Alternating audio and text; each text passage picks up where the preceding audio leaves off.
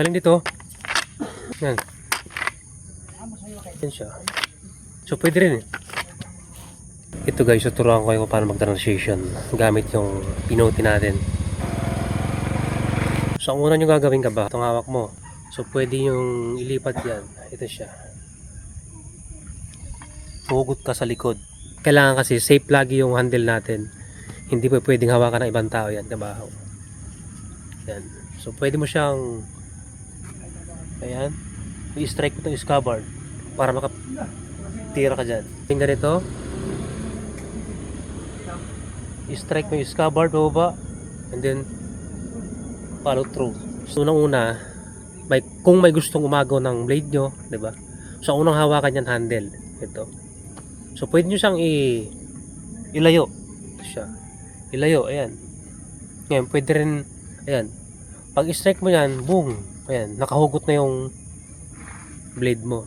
Hindi kang, ayan, diba? Itago mo yung handle mo. I-strike mo yung scabbard. Tapos follow up ka na strike ng blade na. Diba? Ayan. So yung pangalawa, pataas naman tayo. Step back ka lang. Ito siya. Ayan. I-strike mo yung scabbard mo. Pag hinawakan niya yan, libre ka na. Ayan. Strike. Ayan siya. So libre ka na.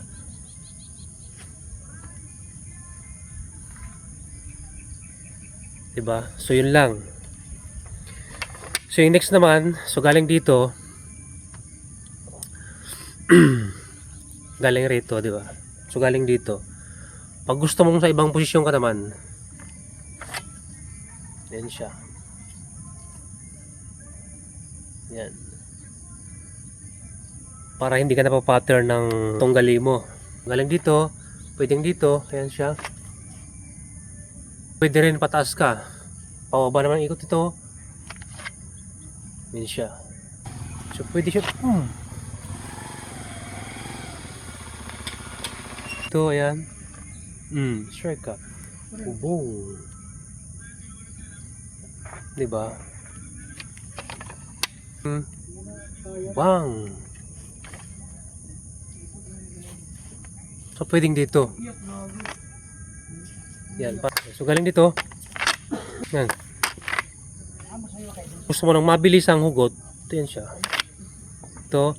So pwede rin eh. So pwede rin.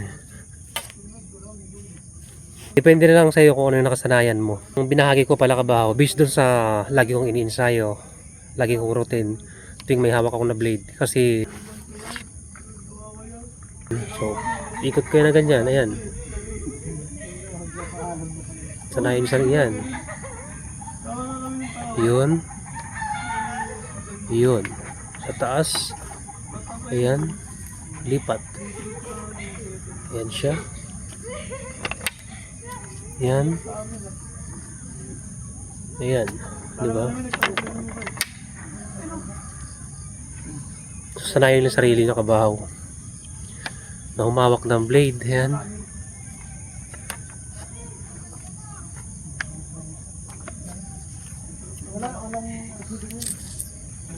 Yan siya. Diba?